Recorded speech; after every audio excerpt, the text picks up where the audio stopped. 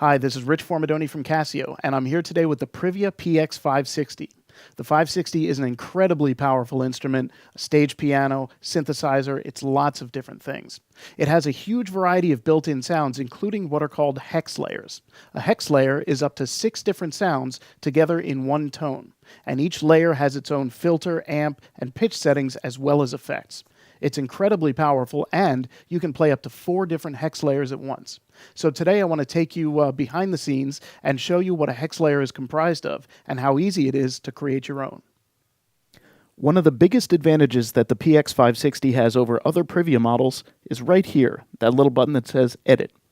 I've selected a saw lead sound from the synth category. It's not a hex layer sound. This is a basic tone. So I'm going to touch Edit and show you all the places you can go. Here's the second edit button, touch that. So here you can see you've got options for pitch, filter, amp, effect, and so on. I'm going to touch the amp enter button, and now I see that I can adjust the volume, the velocity sensitivity, and envelope. I'm going to touch enter for the envelope. Now I see that I can modify things like the initial level, attack time, attack level, decay, and release time. I'm going to drop the initial level down. Then I'm going to raise the attack time and give the attack level a little bit of a peak.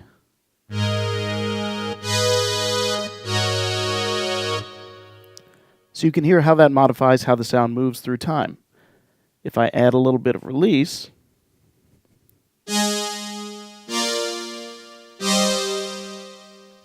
then when I take my hands off the keys, the sound takes a little bit longer to decay. So you can modify similar envelopes for things like filter and pitch.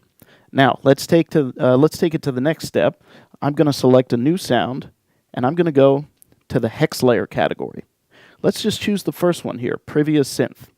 Now I'll press Tone, and again I've got my Edit button. I'll touch that, touch Edit again, and now I've got an option called Layer. I can still do overall pitch, effect, LFO, etc. adjustments, but this layer button is where we're going to go. Touch enter, and now look at the top here. For each of the different layers in a hex layer, there are 6 of them, I can choose one and have these individual controls for each one. You can see how the sound changes a little bit. When I select a different layer, I can see different waveforms are specified. So when I play it all together,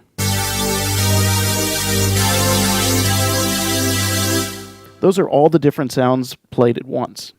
I'm going to go to the layer on-off here and turn the other layers off.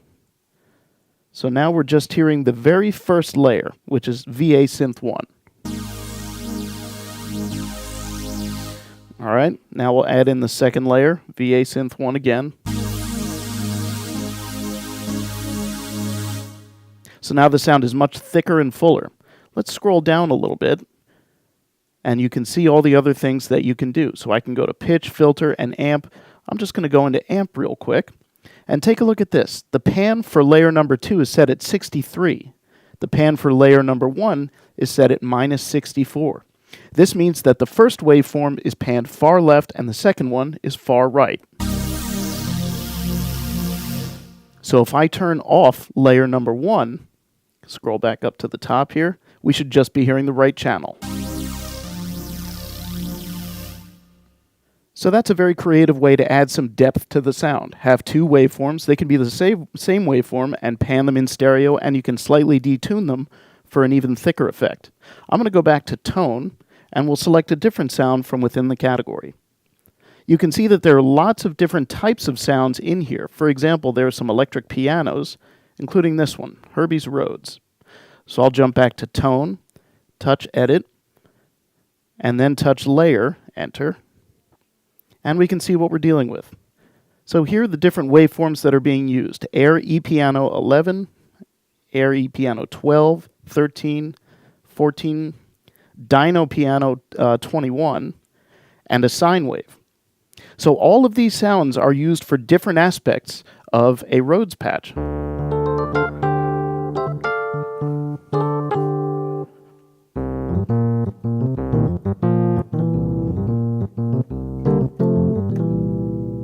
So let's do a little investigating as to why we're using all those different sounds to make an electric piano sound. As we can see here, we've got our key range low to high, but at the bottom there's also velocity range low, and if we scroll down, velocity range high.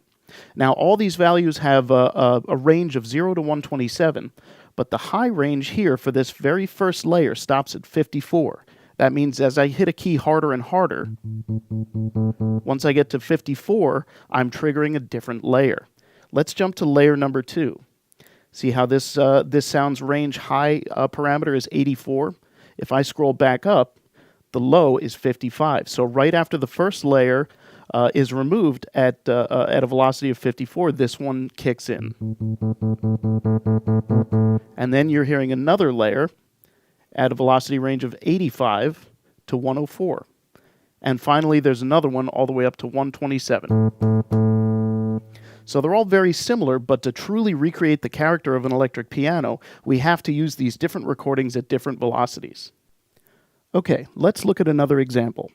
I'm going to press tone, and now I'm going to touch where it says Herbie's Rhodes, and I'm going to select a hex layer called Symphony Orchestra. Press tone again, edit twice, and now let's jump into layer. In this instance, we've got layer 1 is a French horn, layer 2 is a brass section, layer 3 is a piccolo flute, 4 is a bassoon, 5 and 6 are both violin sections. So as we look at these, the velocity ranges are all the same, 0 to 127, but what changes are the key ranges. So for some of these instruments, you'll have a full range of sound. For example, this French horn, you can hear that in the entire range of keys. But as we move up, some of them have different ranges. For example, this piccolo flute sounds up top, but not on bottom. That's because it only has a range of C4 to C6, 2 octaves total. So the wider ranges, like C-1 to C9, cover the entire span. But for some specific instruments, there's a smaller range. Now, I'm going to do something a little different here. I'm going to take section layer 6 here and change it from a violin section to something else. So I just touched where it says violin section, and now I'm going to scroll down until I find a timpani. I saved a little time and jumped ahead here. This is page 55 where the timpani is. Touch right there and then touch back. So the first thing to do is listen to it. And I can hear that the timpani is there, but I'm not getting the brightness that's associated with that instrument, only the low-end boom. So I'm going to scroll down, still in layer 6, and touch enter next to where it says filter. Aha, so here I can see that the cutoff is set at 56. That's probably because when programming the symphony orchestra, the violin was supposed to be a little less bright. So I'm going to take the value dial and turn it up while playing a key. So now we can start to hear the entire range of the instrument. I'm going to turn it down a little bit. Keep it a little bit dark. Now, if I play keys in the upper register,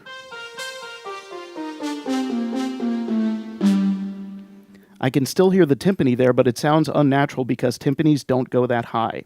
So what I want to do is go back by hitting exit and then change my key range. So the key range low is fine. That can be on the very bottom of the keyboard. But the high range, I want to select C3, and I'm going to do that by pressing the actual key. So once it's highlighted, then I can choose the key just by pressing it. So now if I hit the D above that,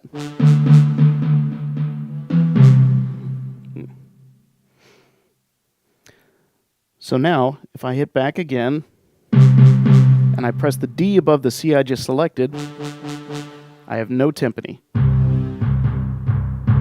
But I can play that timpani at all velocity ranges. I don't quite want that. So I'm going back into layer, and here we're going to set a velocity range limit. So I want the timpani to only come in when I hit a key very hard. So what I'm going to do is take the velocity range low and bring it up to about 100. So now I can do this.